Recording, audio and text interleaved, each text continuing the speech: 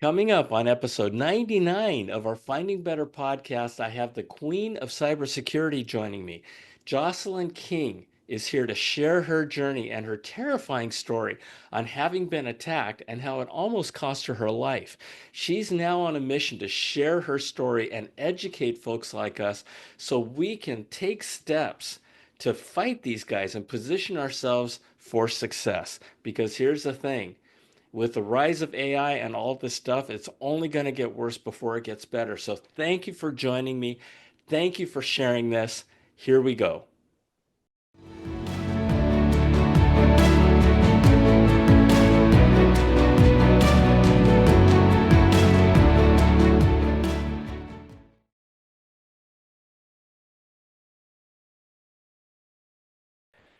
Hello, hello, hello, and welcome back to our Finding Better podcast. My name is John Suzuki, and I am your host. And this is where we share real life experiences. We don't share theories, we don't share opinions, we don't share academics. We talk about real life experiences from people who have been there and done that in terms of finding better in their own life.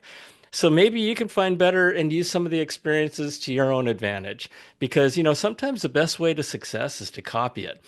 And so today, this is an episode you are going to want to keep track of and listen to maybe a couple of times and definitely share it. It is a topic that is so relevant to our times and our lives right now. I have Jocelyn King joining me, and we're going to talk about security, online security. And the fact of the matter is, our life online is our new life. And you hear about hackers, you hear about people's identities being stolen, you hear about all these terrible things. And Jocelyn is here to help us get in front of it. Oh my gosh. And so she's got an amazing story. I don't know if I'll call it amazing, a heartbreaking story. Um, that she's experienced. But the old adage of turning lemons into lemonade. Here's Jocelyn. Jocelyn, thank you for joining me. Oh, John, it's such a pleasure and an honor to be here with you. I love your podcast and I'm a big fan and I love knowing you. And I love you have the most wonderful podcast. Thank you for what you're doing and all this wonderful information you're sharing with your listeners. Oh my gosh. This topic that we're talking, and in your background, you've got smarter online safety. As you can guess, Jocelyn's website is going to be smarteronlinesafety.com, and it's being built out right now. But if you go there, you'll be directed to her website anyway, and you can check out who she is and what she does. But today, I wanted to talk about just life, just with technology moving forward so fast, and with the advent of artificial intelligence, and just the crazy stuff. I mean, people can impersonate you. It's not just stealing your identity, but people can look like you, can sound like you, and so this is especially an amazing topic to have. So Jocelyn, I just want to hand the mic over to you and share your story of how you got so interested in this and frankly how you became the expert that you've become, because it's just an amazing journey you've been on. Oh, well, thank you, John. Well, I did not go into cybersecurity willingly. I went in kicking and screaming out of necessity because Oh no. Yeah. I was at now I work in tech. I working in Silicon Valley, I was one of those people. I grew up actually in Hollywood in an entertainment family. But I was the black sheep of the family. I wanted to go into a corporate job. So I grew up in show business and all that, and even did some, I sang and played instruments in a band professionally that toured and all of this kind of thing. But I really had the bug to go into kind of like what I saw as normal business that nobody in my family was in. And I loved tech. I'm a bit of a geek and a nerd. Seriously, Yeah, you consciously chose tech over entertainment. I did. I did. Well, when you grow up with something, you can kind of Wow. have your Yeah. fill by a certain age. And I kind of had This my is true. I'm sure that's the case. And Yeah. I love Hollywood. And frankly, I took what I got for, I mean, I was on stage in front of thousands of people when I was 10 years old, and I was, I was on, Wow. commercials and things like this, and so I got all of that, and I was able to leverage all of it. It was my early training ground for the marketing and communications that I went into because I later became a head No of head of kidding. marketing and stuff. And I did it for services companies, but I really love tech. And I said, oh, what I would really like to do, my dream job would be like to work at one of those companies in Silicon Valley and do marketing communications. And that was what I really wanted. And just stepwise, one step after another, I got a job. I relocated to Silicon Valley and I was doing that. And I was coming up the ranks. And I was actually I was just on the credit. Was at a company that was getting acquired by Intel, and I ran a just shy of 100-person global marketing team. And so I got to be in those secret stealth meetings, pre-acquisition, Yep. and got to work with the Intel CEO and my CEO, and I'm rubbing elbows with all the movers and shakers and the lawyers and the big PR firms and all of this stuff, keeping everything hush hush and planning what we're doing, and it was my dream come true. And in the middle of all that, some weird things started happening. Like and by the way, my being hacked had nothing to do with my position. It was just coincidental timing. Mm-hmm. Uh, Mm-hmm. but what happened was that I had somebody hack into my network, and I had a secured network. I was password protected. I wasn't the person who had you know, the Comcast network with no password on it, and things like that. Right, right. So I was protected, but my network was hacked, and then my security system, people were opening the deadbolts of my house at midnight while I was sleeping. And weird things were, and I was like, how is this possible? And I keep getting escalated to the highest levels of everything I'm So, calling. so, so just real quick, um, when you say they were unlocking your deadbolts, I presume you had a smart home, I right? actually did not have a Or smart home, but I did have a very smart, I had a security system, and they had okay, hacked. okay. Oh, uh, whoa. And what had happened was it was set so that if somebody hacked in, it should have set off an alarm. But what they had done was they had infiltrated the system by um, by being detected as a family member. So they were able to open everything. Oh, whoa. And I'm going to use a technical term here that we won't fully get in, so part of your audience will understand this and part won't. But the smartphone was rootkitted, and so it looked like so somebody was hacking in, looking like they were a family member. And what that meant was that, of course, no alarms go off because family members can open deadbolts on the, at many Right. times, and it's not going to set off alarms and stuff. So, but what happened was there were all these things happening over months, John. It was months and months, and what ended up happening, just to cut to the end, and then we work our way back.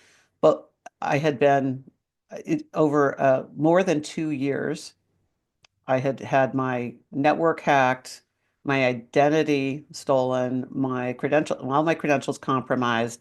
It ended up costing me over $500,000. That was I'll never get back. It because I was so distracted from what was going on in my life, there were things that I was wanting to do at Intel and my new company that I could not throw my hat in the ring for. I was just, just showing up at work and then getting home and trying to deal with things was all Oh my I could gosh. do. And it took such an emotional and mental toll on me because when you know you're being attacked and you don't know where people are coming from, I was afraid to do searches on my phone.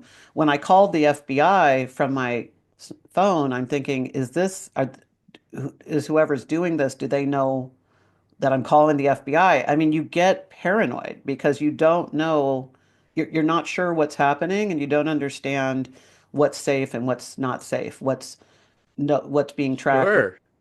and so Sure. you're afraid to do anything. So people, and we either go to fight, flight, or freeze, and I cycled through all of them at different times. And what happened after, it just took such a toll that I wasn't sleeping well. I ended up on antidepressants and Ambien. I'm taking Ambien every night. I'm still not sleeping that well. I'm afraid to go to Oh sleep because no. I'm afraid my house is going to be broken into. And Sure. I'm not getting help from the authorities, not because they're not helpful. They are, but there was no evidence pointing to anything that they could take action on per se. And I learned the really unfortunate truth that I was one of just under 1 million people filing cyber crime reports with the FBI on any given year. And that goes up, that number goes up every year.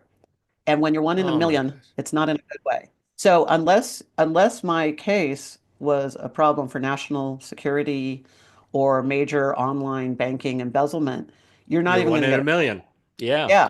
And so I was talking to a field agent who was very helpful. And you know, I want to credit our men and women who are the first responders of cybersecurity crime, cybercrime, on the front lines for us, but they are absolutely overwhelmed and inundated. And now with AI, bringing it back to that topic, it's only going to get worse. You mentioned, I think it was on one of your last shows in the last few episodes where you were talking about Elon Musk quote about how it's going to 10x year over year. Having Yes. worked at Intel, I know the laws of scaling of every 2 years, things getting, Yep. Yep. Yep. well, Yep. this is the Musk formula of 10x year over year, you And know. just real quick, so I can explain what you and I are talking about. So there's a thing called Moore's Law, and Moore's Law was created way back in the 60s or 70s, and it basically said that Learn more. techno Mhm. yeah, technology was going to double every 2 years. So fast forward, and you think back, right? You think back over 30 years, doubling over every 2 years means that over 30 years, technology increases in performance 32,000 times. Right. It's the Okay, that you exponential do the curve. math, it's the exponential curve. Now, when you think about what Elon Musk just recently said, and I call it Elon's law. There you go. He said that the capabilities of AI is going to grow 10 times per year. Correct. Now, when you think about that, 10 times per year over the course of 5 years is 100,000 times. Yes. And so you think about where we are today, and you think about 5 years from now, and you think about AI being 100,000 times more capable in 5 years, 10 times more at the end of this year, 100 times more at the end of next year. And then you do the math from there. It becomes exciting and really terrifying at the same Mhm. time. And so therefore, so grateful to you, Jocelyn, for you being here and helping us get our at least our not necessarily our arms around it. I don't know if that's possible, but at least get our awareness around what's going on, Right. and yeah. Yeah, so anyway, I just wanted to explain what that 10x thing was that we were talking about. Right. Thank you. I wanted to jump into that. And so, but that's what's so important for everybody to know is on the cybercrime side, what ended up happening to me is I got a secondary system, so I had redundant systems. I had two different security systems on my home, had to scrape everything and kind of start over. But the hardest part, John, was when you're trying to show up every day for a battle. And it's not a fight, it's a battle, which has lots of wars and or actually, sorry, I had to win a war and it was constant battles. Yeah, exactly. What was happening is you get so worn down, and especially when it's so hard to find people to come in, you're not finding the allies and the big guns. And I'm spending money. I'm hiring private investigators. I'm having my car swept, I mean, all kinds of things. Because Oh my gosh. we also knew that people knew what we were talking about in our home, and we couldn't understand why. So I had my house, swept. I had the walls swept and stuff to see is there a bug or something, and nothing was found. Fast forward again, 2 years after this whole peak of this thing, I was getting my insulation in the attic replaced, and Attic Pros guy found the microphone in the ceiling that was there because when they pulled up the insulation, the microphone and device came up with it. So the reason my home had been broken into, so like if you come home and your home has been broken into and your jewelry's taken and your safe's been broken. You have you know you've just been You broken know, into. What happened for me was that I learned that sometime in the last several months somebody broke into my home, and that's what's so disconcerting. And then you're like, well, what did they do? What did they take? And that's worse. I don't wish either on anybody, but it's worse to think your home was broken into and you didn't know, and then to find out that we were actually being surveilled and they had a microphone planted in our bedroom ceiling, which means that everything we talked about and everything we did in our bedroom was not private. And that is a devastating emotional effect and oh my gosh. mental, right? So that's what I was dealing with. And I have talked to other people who have had, we talk about the long haul in COVID, and this is the long haul of cybercrime to me. It's when people think that you get hacked, it's like, okay, your credit card gets stolen and stuff. And that certainly is one of the things that can happen. But as bad as those are the little gnats. They're not the problem. But when you have these big things, I've talked to people who have their lives have been devastated and they filed bankruptcy, they've lost businesses, they've lost families, they've had heart attacks and all this kind of stuff from this. And I was in that camp. I was in that category. And my marriage ended over this ultimately. Just and my health and my ex-husband's health had just been decimated. And so then you're trying to recover Ugh. and crawl your way back. And so you asked me how I got into cybersecurity. Yeah, yeah, sorry. This is how. Oh So this is the no. story. So from this, Yeah, here I'm trying to yeah. do marketing in Silicon Valley, but I end up having to learn more than I ever planned or wanted to about cyber criminals and hacking and cybersecurity. But the silver lining of this for me, John, is that I went from being a cybercrime victim who woke up one morning staring at my bottle of Ambien, wondering if I had enough to make this all go away, and then quickly decided that that can't be an option. I've got to take that option off the table. But it was such a long road ahead. I didn't know how I was going to do it, but I vowed that I would find a way. And I would just do one thing a day. And I actually reverse engineered what I did to recover. And I also, teach that as well. Hey, can Just can I just can I just make a quick comment because that was such a profound statement. And this and what Jocelyn you just said applies to everything in life. mhm. Everything in life. I mean, life is not fair. We're going to have our ups and downs. It's not all always cotton candy and lollipops, right? And you took this situation. It's happened to be a cybersecurity situation, but you know what? You made a decision. You made a decision that you're not going to be a victim of it. You're going to do something about this. And that is, when I hear stories like yours, I just get so inspired. And so I just wanted to, folks, that wherever you are, she Jocelyn's story is amazing. Well, thank you. And the thing is, um, if I could do it, would face something that seemed like it had no solution and find a way, you can too.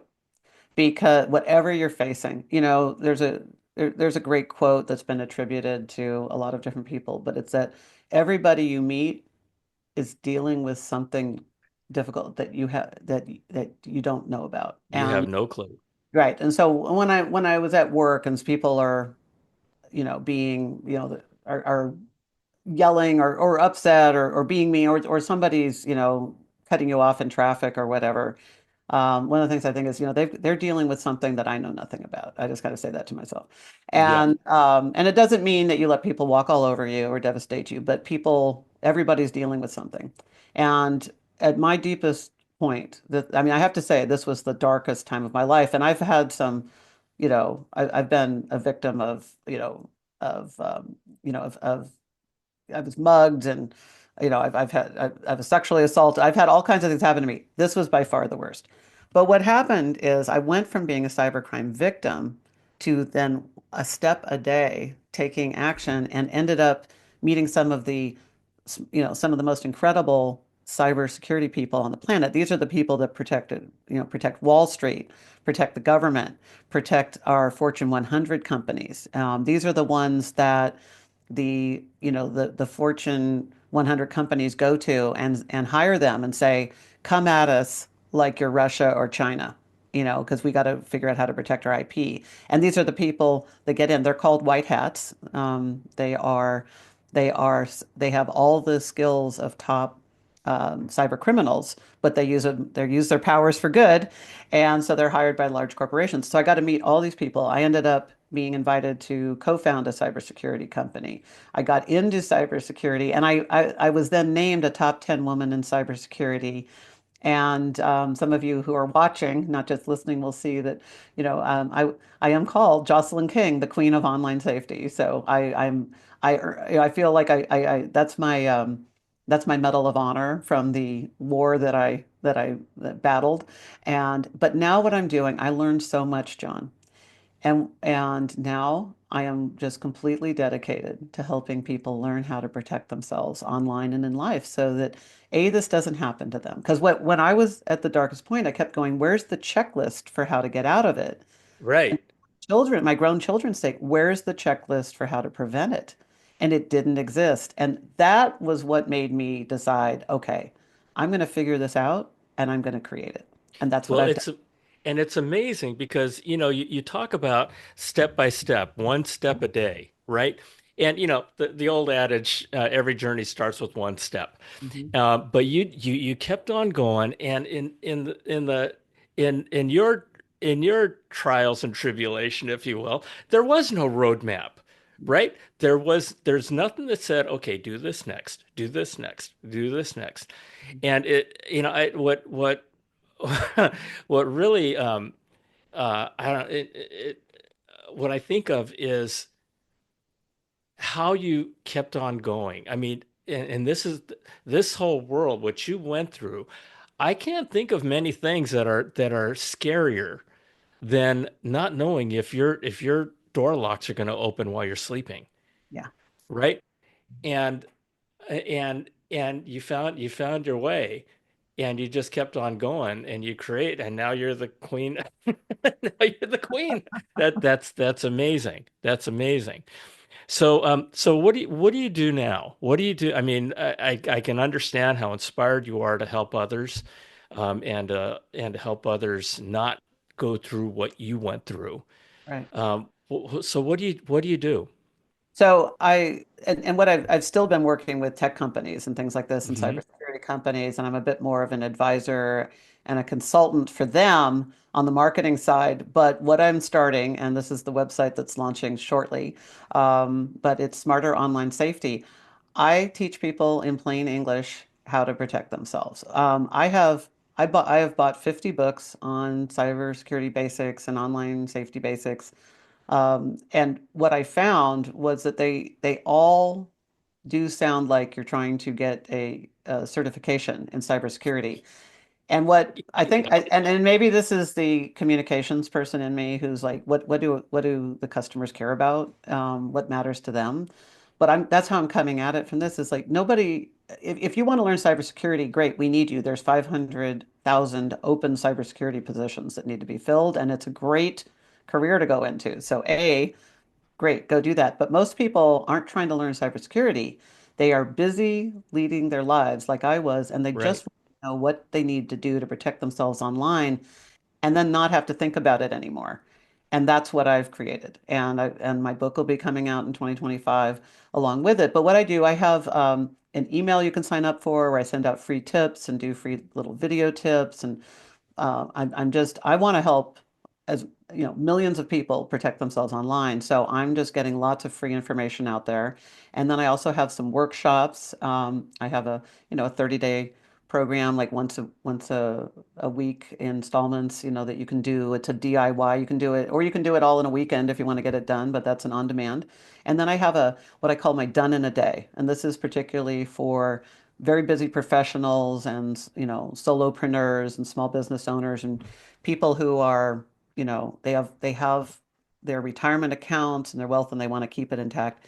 Done in a day. You come in, we go through all the basics and you get it done while you're there. And I do that with my I have a couple wonderful partners. One of them has been featured on a lot of news shows and stuff. He's the person that the reporter they'll video the reporter knows that he's going to try to hack them, and does all the protections he can, and pretty savvy. And my partner hacks into him anyway and shows him, and then we show how you do it. So he comes in and talks, Whoa. and we talk, and I teach people how. See, here's the thing too. Hackers are actually have a playbook. It's a business. Just a couple little facts here Big that might be business. interesting. It's a big business, but here's the thing. If you're a hacker or if you're a wannabe hacker and you live anywhere in the world, if you have an internet connection and 45 to $75, you can get your starter kit. And what you do is you're getting malware and you have a mentor who's going to teach you how to use it. So all those phishing scams that people get on their phones and in emails that a lot of you think, well, it's kind of like the old days of the all the Viagra spam that went out or whatever. You're like, why do they keep sending this? Because it works. Somebody's clicking on it, and it's a numbers game. You only need one in 1,000. Right, right, right. So if you're a hacker, you can, for the price of about $75 a month, you could make up to $25,000.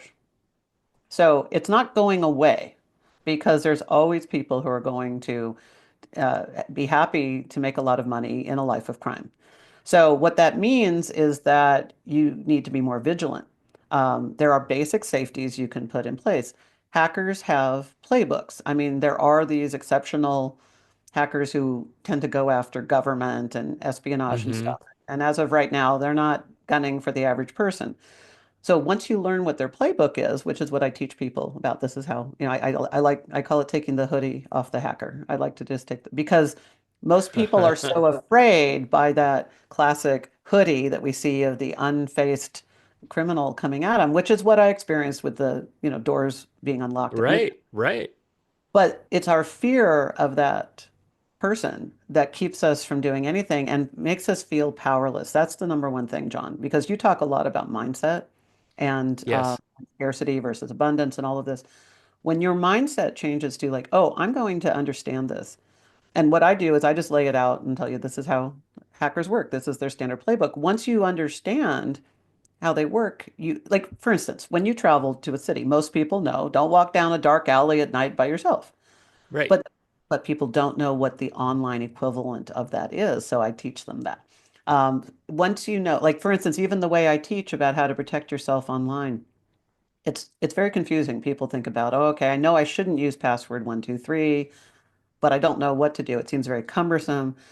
I don't understand. I know that I have weak points. So even if you have like a strong, Wi-Fi security or you update your passwords to your bank, whatever your weakest spot is your vulnerability. And there's an adage in cybersecurity. We say the hackers only have to be right once, and that is true. So Totally true. when everybody, you can have a lot of strong areas and weak links, but it's the weak link in your chain that will take you down. Like with me, I had the protections on my Wi-Fi. I had the protections, and I was changing my passwords and stuff. But my weakest link is where they got me, and I didn't know that that link existed. And so for most of And us, what was that link? I can't stand it. So what So what it was is that I was uh-huh. Wi-Fi current and my router. I hadn't updated my router. Didn't even not. So here's the thing, and I teach people this. I tell you, your router and your Wi-Fi is like your garage door. So you might be doing passwords on your bank accounts. You might be locking all your doors and windows. I think your door. I call your devices your doors. This is your digital home. Your devices are your doors. Your passwords and accounts are your windows. Most people um, aren't doing a great job of that, but a lot of them are. But then they're not updating their router software. They haven't updated it. They brought it home, plugged it in. It still has like I changed my password on it, but I hadn't updated. So I was about a year, 18 months behind in security or 2 years behind in the security patches needed. So I had this huge vulnerability. So it's like you're going off on vacation, John, and you're locking all your doors and windows, but you're leaving your garage door wide open and a sign that says, we're away for 2 weeks. That's what most people are doing. So I Whoa. teach you that that's your garage door. And then I teach you about your fences, which is your security systems. So by the time you're done with my workshop or reading the things I put out or listening to me, you're going to see your digital home and how to lock it up as clearly as you see your own home. Like, for instance, if I asked you right now, how many windows do you have in your house? You don't know. You don't know how many windows you have, but you know that you lock them before you leave on vacation. That's how simple I'm making cybersecurity for people so that I want to take the insecurity out of cybersecurity for people. So, so if that's awesome. So you had mentioned that you had that folks can sign up on your newsletter and get tips and tricks. Yeah. You have an online program, and then you have the full day program that you do. Mhm. Um, I love the idea of your newsletter, and thank you. Because uh, folks don't always have the money to pay for the kinds of things that Right. they would like to prioritize. Um, I'm gonna ask you to tell us how to get to all the things that you do and the resources that you make available. But before we do that, are there three top things that Mhm. people can take away from this conversation, where you say, do these three things? Yes. And okay, And give I me a would love shot. to share them with you because I know you've got thousands of Please. listeners. And thank you because I want to help millions of people protect themselves online. So I'm gonna invite your listeners to not only do these, but also to share them with their friends and family and loved ones. Wonderful. Okay, so and some of them you already know, but hopefully I'll give you a new perspective or a new tip on it. The first one, passwords. It is foundational. Everybody knows you got to have long, secure passwords, but most people don't know how to do it. And a lot of times they're just like, I know I need to do that. I'll get to it. It becomes a New Year's Right. resolution, which Right. we're getting close Every to. year. Right. Yeah. But here's the thing. The average person has 200 or more passwords. And so most people delay because there's just so darn many of them. But here's what I think. If there's an 80/20 rule here. If I like to say if they hack into your AAA account, they might get a free tow. But if they hack into your retirement account or your bank Right. account, you got another problem. So here's what I want all your listeners to do. Just write down the 10 to 20 accounts that would absolutely ruin your day, your year, or your life if they got hacked into and drained or blocked through ransomware. Okay. So what I mean by that is it's going to be your bank account, your retirement account, if you do like an E-Trade or Robinhood or any kind of stock Right. trade. And then I want you to also to think like from the ransomware thing, there's a lot of people who will protect their passwords and their financials, but they don't have a good backup of like their photos. They've got photos of their vacations and their kids and their parents who are no longer alive or whatever. And so if they have a ransomware attack, the thought of not having those anymore. I want you to think of the same way. Again, we're going to go back to the physical house analogy, and this is your digital house. If your house was being evacuated and a fire was coming through, what would you grab? I want you to think of that online. Ooh. Like you've got your photos and stuff. So you want to have an offline secure backup of those because the ideal situation to be in if you get a ransomware attack is first of all, the FBI will tell you don't pay them. You don't pay extortionists and ransomers. And so you don't want to pay them, but they're telling you have to pay us, in crypto or when so we can get so you can get the code so you can get these back. If you were in that situation and never got those back, what are you going to miss? When you think of it that way, it'll come to you. It's like people can't, when you're trying to clean up your house, you're trying to think of how to organize. But when there's a fire threat and you've got to grab things and go, you know right away what to grab. You're Right. going for Right. Right. photos, the jewelry, whatever. So think of those valuables now and put those accounts on the same list as your financials. And then what I highly recommend is everybody get a password manager. Don't you don't want to just save things in Chrome, or a browser for two reasons. Most of them are fairly secure, but they're not as secure as password managers. And secondarily, only unless you are only online on a computer and never use a phone app, they're not helping you there the same way because most people are going into the apps. So I'm a huge fan of things like 1Password and LastPass. Um, Okay. I love one password for individuals. It's the easiest. I teach people how to use all of them. And there are others. First of all, any password manager is going to be better than what most people are doing today. Okay, so you want to get one, and what they do is they're going to generate a password for you. And what's so awesome is when you go in, like let's just say Bank of America account, you're going to put in the email you use for your account. You're going to have it generate a password for you, and you're going to put in, www.bofa.com. So then when you want to go onto your bank, you don't open your browser, you open your password manager. You click on open and fill.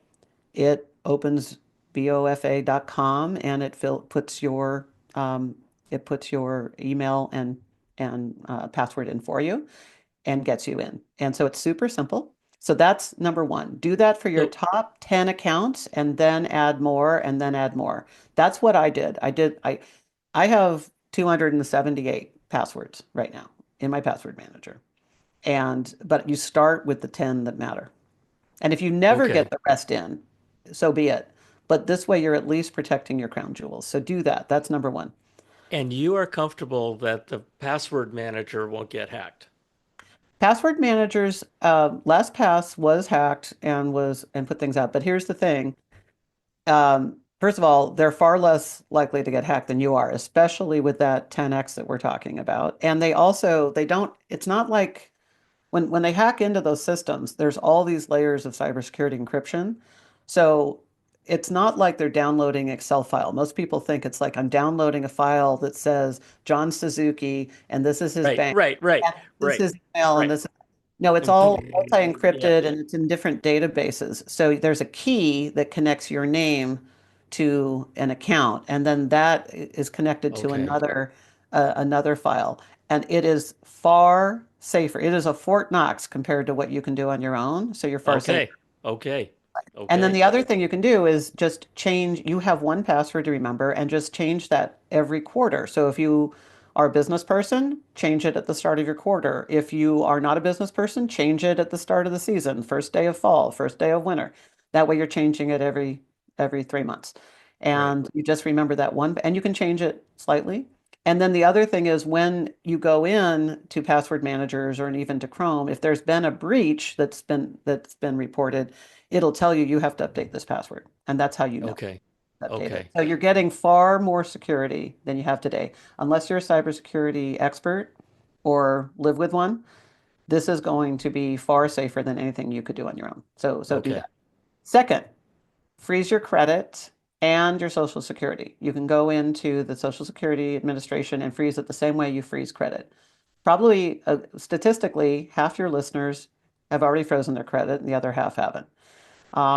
So for the ones who haven't, what you do is you go into the three, and I have a tip on this that you can get for free on my website. But basically, you're going into the three credit bureaus and you're setting up a freeze. I went in to buy a car and I forgot my credit was frozen. We have to, they're going to run the credit check. Okay, great. And they Right. come back. Is your credit frozen? Oh, yes, I forgot. So I'm sitting right there and through a phone call or an app in about 5 to 8 minutes for the average person, you can unfreeze all three and for temporary lift of your credit freeze. So they can run it that afternoon and your freeze goes back into effect the next day. What this means is that you're not going to find out 6 months from now that somebody had applied for a loan or a credit card and now you owe $25,000 and you're going to collection and and you have Right. no knowledge of it. Now, there are some things that can still happen, but you're far safer. And that's the other reason you want to be monitoring your credit. It's like at least once a quarter, some people monthly. And there's tools that can do this, but at least monitor it. I talked to so many people who have never even gotten their free annual report from any of the three credit bureaus. So if you have a breach and you want to recover your losses from your bank or whatever, the closer to the date of the incident, the higher the probability of your getting it back is. So timeliness is everything. Time is money here. The closer you Okay. are to knowing that something happened yesterday or last week or last month is far better than a year ago or 6 months ago. So you Right. want to stay Right. on. And again, if you're not doing it at all today, then again, do it on the first day of the season or the quarter. That's a good rule of thumb. So you're cycling something 4 times a year. Okay, so that's tip Perfect. two is the So credit. yeah, you mentioned Social Security. Yeah, you can freeze your Social Security number. Now, here's the thing. This one is kind of an optional. Most people Okay. come in and they'll ask, how do I protect my Social Security number from being hacked? And I say, well, first of all, don't post it on your Facebook page and things like this, but don't try to protect it. Do not put all your energy into trying to protect it. What I do is I tell you've got to assume that it's already been leaked or stolen and has been sold 1,000 times already. So I care more that you protect yourself from it being used against you. And that's why you're freezing your credit. I will tell you some Okay. statistics here because I've been on the dark web and all this stuff and see all the things. There's, the estimate is that 300 million Americans' Social Security numbers are or have been on the dark web. Well, there's 332 million Americans, so I was odds just gonna are say, yeah. so it's basically mostly all of us. So assume that it has been sold and protect yourself from it Oh, being used against you. That doesn't mean you go out and you stick it on your Facebook page as your background photo, but right. but you're not trying to protect it. You're trying to protect yourself from hackers using it. Got it. Got it. Got it. So Thank you. that's a big tip. Wonderful. Yeah. And then, so that's kind of a two and three together.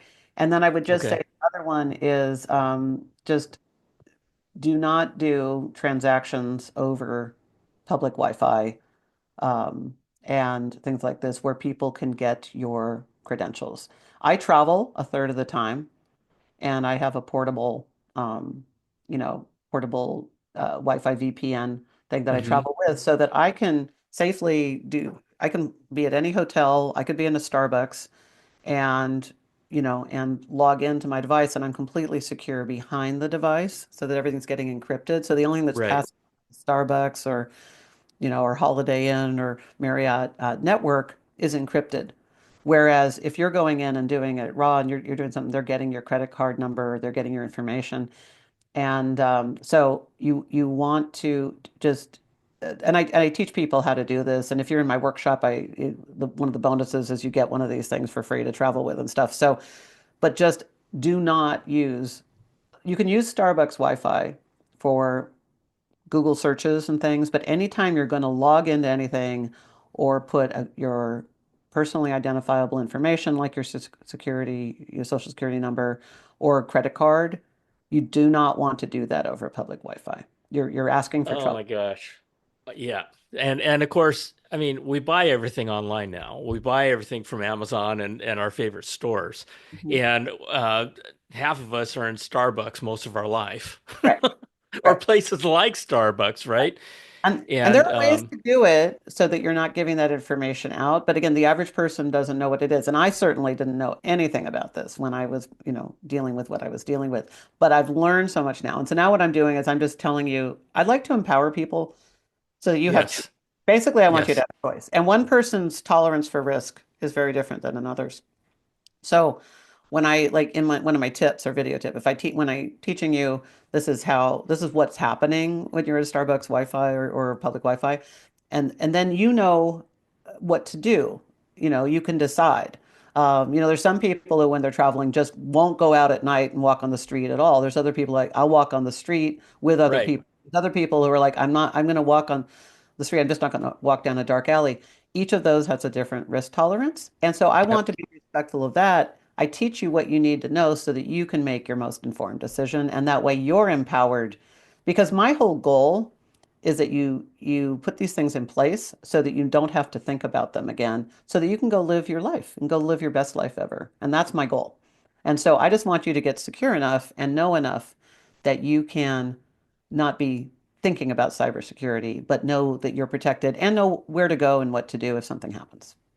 You just mentioned and thank you. That is amazing. We talk about cybersecurity, but um, what we talked about with you is security. Forget the cyber part of it. Cyber is just a part of, Right. a part of the overall security apparatus, if you will, that we all have to create. And Mhm. it's that one of the things about my podcast is that uh, people share so many amazing experiences, and it's almost impossible to keep track of all of them, even as much as people would like to incorporate them into their lives. I will say this, and this is from 38 years of high tech myself. Um, Folks, with the world going where it's going and everything happening the way it's happening, there's these, at least in tech, we use this term core competencies.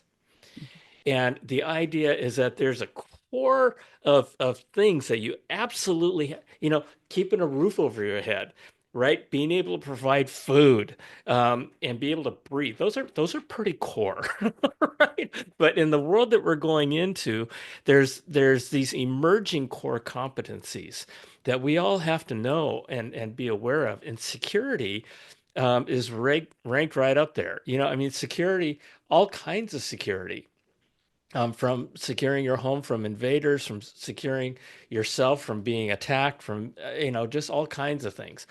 But this level of security, as we're talking about the online security and the security, call it cybersecurity.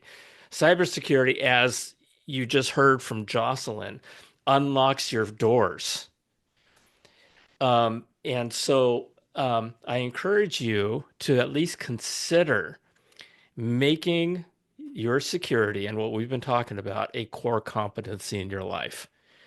And I've just made that. And for me, I've been one of those 50% of the people that I've just learned has been completely mismanaging my passwords. And so the first thing I'm going to do right now is, as soon as we're done, is to go talk to my better half and make sure we get that taken care of. Um, so Jocelyn, I mean, you are doing such amazing things. And folks, the other thing I'll say is that, you know, what you're hearing from Jocelyn isn't coming from her having gone to Caltech or having gone to MIT or having gone to some technical mumbo jumbo crazy university, or institute to learn. This is from the School of Hard Knocks. And this is why I love you so much, Jocelyn. I mean, you are sharing your experiences with us. And the other thing that I love so much is that you are communicating this to us in language that we can understand. And when you go to most YouTube videos, I mean, the first 3 minutes, my eyes are glazing over. I don't know what the hell these people are talking about, right? But you're bringing it down to the human understandability. I mean, where the broader population can actually understand what you're saying.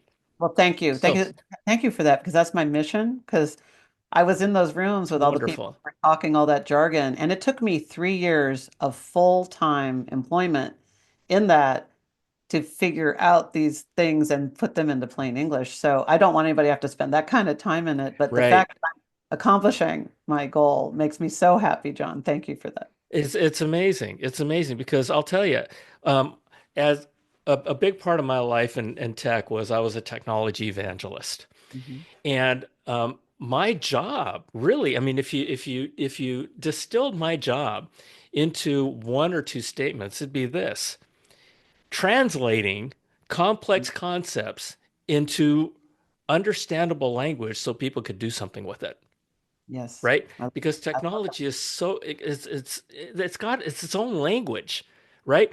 And the world is security and cybersecurity. It's its own language and its own vernacular and its own buzzwords and acronyms. And just, you know, like you said, you had to spend 3 years learning it. Mhm. And so taking all these concepts and distilling them down into human terms is such an amazing service. And you're doing it for the broader. I mean, there's millions and millions of people out there who are going to be helped by you. Oh, well, thank you so much. So That's what I'm going to do. And you brought up the topic of AI, and you do such a great job. I love your explanations of it. And I know you're going to be doing a lot in the coming year with it. And so I'd like to invite your listeners. One thing I will say about AI is that some of the cybersecurity companies I talk to, they're doing some amazing things to have AI help in the protection tools, but the hackers are using AI to better impersonate the institutions you work with. Like when we had the CrowdStrike instance, AI will help them better pretend that, send you SMS that look like they really are from your airline. Right. Um, it's great at helping mimic authentically and even through your social network connections because, they're going to sound like John, you and I are, if you and I are connected on Facebook, it's going to have, be sending me well, using the language and it's going to be able to impersonate you in a text. And so I need to be more vigilant, and what I would say is for your listeners that now's the time to get the basics of your cybersecurity in place, of your online safety protections in place, because that's going to help inoculate most of the cyber crimes that happen were things that could have been easily preventable by like the five things I teach out the gate, the passwords and the credit and the Wi-Fi and stuff. So most of that goes away with those protections. And cyber criminals are looking for people who are the weakest links. And I'm inviting your audience to not be one of those anymore. And we're coming up, on New Year's soon, or you may be listening to this later. So whatever time of the year it is for you, whenever you set a goal or look at a project or something that you want to improve, and as you're looking to find better and finding better in your life and want to make something better, I just want to invite you to think, how can you make your online safety better? Because now's the time. Do not wait for 12 months from now because that's going to be a 10x change on AI Exactly. with the cyber criminals. And that means your odds are less in your favor a year from now than they are today. So take John's advice and protect yourself now. Folks, you're going to have to do it sooner or later anyway.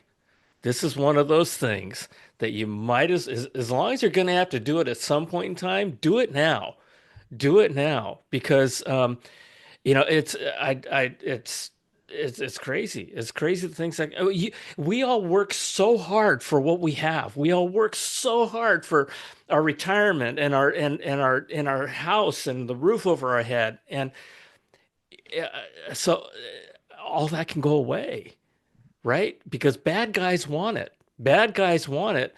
And in some cases, bad guys want it more than you're willing to protect it. Yes. I Isn't mean, it? how, That's I mean, scary. That's a scary thought right there. think about it that way, right?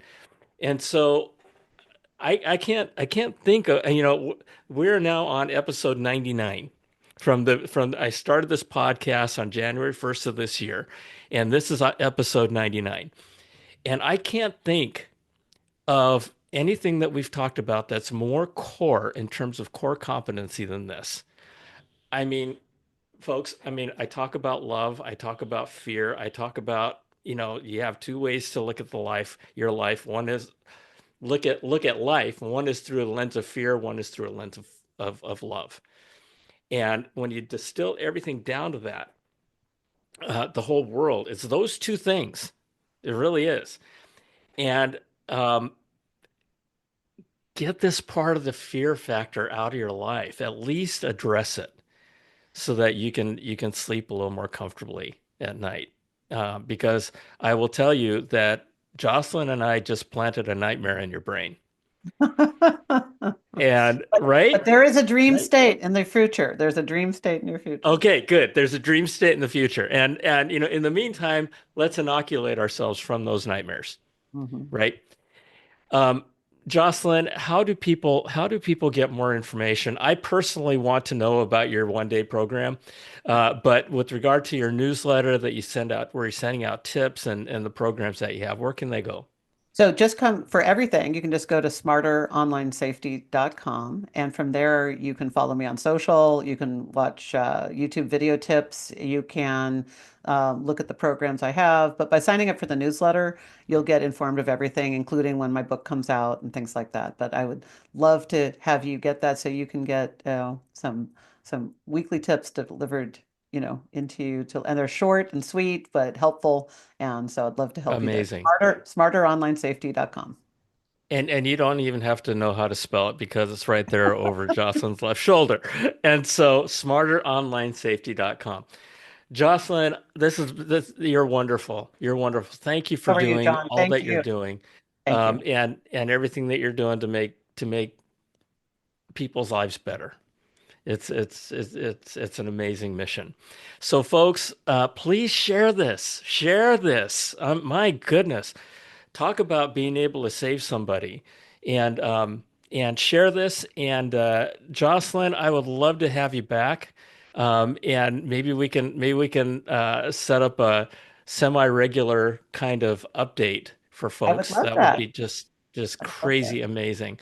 There's a lot Um, more tips. There's a lot more tips. there's lots more to come. And in the meantime, folks, do your own studies, do your own work, because when it comes to this kind of stuff, nobody else is going to do it for you.